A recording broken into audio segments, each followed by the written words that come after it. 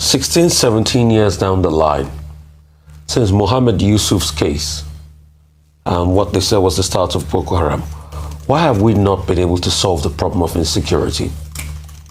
Why is it that 16 years afterwards, it has gained traction, it has gained momentum, it has not abated? If you cast your mind back, these were the things the APC said Jonathan was incompetent for. They called him names. In fact, they said Buhari, being a general, will flush out insecurity in no time. They converted February to February. Yes. They said February is February. Love Buhari. Buhari was a hero of some sorts in this country. APC was the messiah of some sorts that was coming to deliver us from incompetence. But when you check the records today, it looks as though Jonathan did a good job.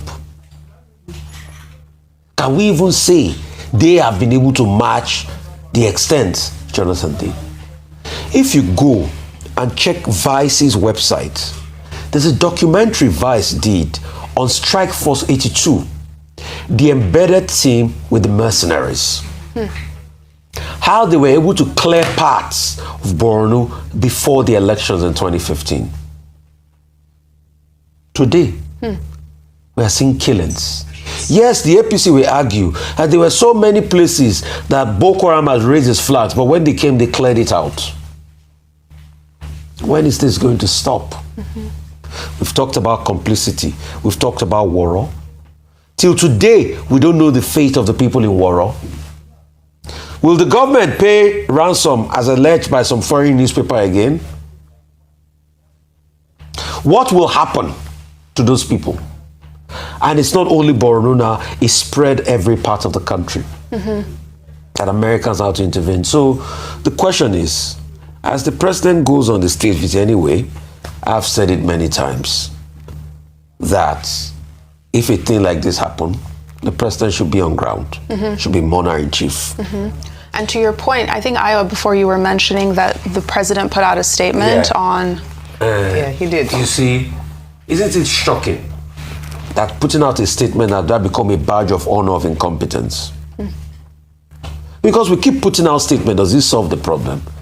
Ayo, I've not seen the statement, but I can predict that the statement will go after the perpetrators of these acts. Yeah. Did they write it there? He did say that they were going to go against terrorism, but he first of all identified with the people, talked about the tragedy. So they will go after the perpetrators.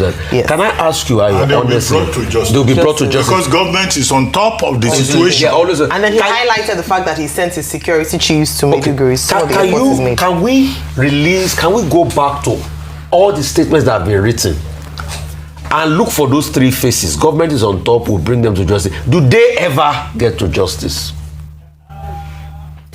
We are seeing the DSS. Yes, they said they are trying some people in court. But the people that did the Woro one, did they ever see justice? The people that did the KB one, have they seen justice? So because we bring one or two of them, does it mean they ever get to justice? Those that are collecting ransom, that some foreign media are claiming that the government paid ransom to, do they ever get justice? So we will see that trajectory. In fact, it's become a reflection of our incompetence every time we write those statements. We'll send the service chief. Yes, security chief. He's the security chief who voted for on the ballot. He's the one that promised to give Nigeria security. Send the vice president. He's the vice president we voted for on the ballots. He's the one that promised. He's the one that come and ask for mandates. Today, very soon now, next year, January, before now, they will start campaigning asking for mandates. They will still tell you they will end insecurity. They will bring us statistics and say they've killed this number of bandits and terrorists, but the insecurity improves. So as at that time when he's campaigning, is the vice president that we are voting for, Abi?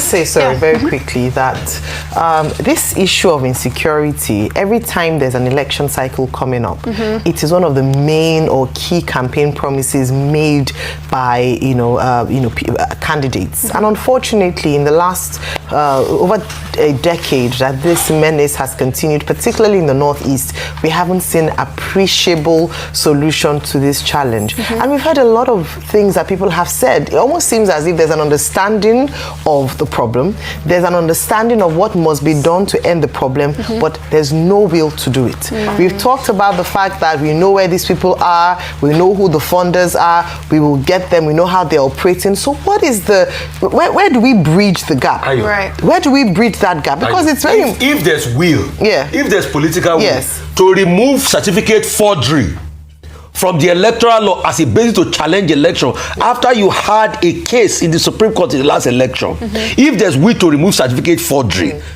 and there's no will to end insecurity, then we are jokers in this nation. For fairness, let me just state some of the highlights of the president's, because I think it's important. Earlier I'd said that we hadn't seen a response. He posted around 11 a.m. on his X account, signed personally by him, not from a spokesperson. He sympathized with them. He said that these acts of terror are final, desperate and frantic attempts by criminals and terrorist elements trying to instill and spread fear. He ended that statement with saying that we will not, or Nigeria will not succumb to fear. He added some of the efforts he had made, that last weekend he had a security meeting. We talked about that security meeting here with leaders of security. He's approved additional equipment and operational support to enhance their capabilities, service chiefs to go to Maiduguri to take charge of the situation. Again, these are not new things that we haven't seen. So the thing is that Nigerians have heard enough. I'm particularly sad because earlier I mentioned that Maiduguri had experienced relative peace in recent times. At some point, that Monday market was a target for suicide bombing, terrorist attacks, because it's a key hub. It's a key hub in Maiduguri. And so to imagine that the work that has been done by our security agents, by Operation Hadinkai, is being eroded by this action is very sad. Because the people of Maiduguri had actually started, going back, living life at least to what it was before the terrorist attack. They praised the governor himself, Professor Zulum, for having done a lot of work. They praised the Nigerian military. So it's sad to see that the number of years of what they've been able to achieve in that region is eroded by these 3 coordinated attacks. Very sad. And so we are not yet out of the woods yet. And we need to see, not just here, the government's commitment to ending insecurity. They know the problems. They know where they are. What we now need is a political will to fix it and for them to actually do the job. And a common thread in all of this is just the need for tangible outcomes. And of course, rest in peace to everyone who lost their lives in this incredibly tragic bomb blast. 2 incidents yesterday. One around is it Monday Market? They call it 3 of them. Post office, UMC, and University of Maiduguri gate. Again, this just shows us that the problem is not over. We still keep having this crisis. We praise the agencies, security agencies, when they do well, as we have done. And in yesterday's event, they said that there was a combined operation.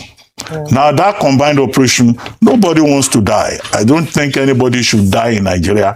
And it just means again the same thing we said yesterday, that government still needs to stay on this subject and provide security. I do not share the view that President Bola Ahmed Tinubu should have bought his trip to the United Kingdom.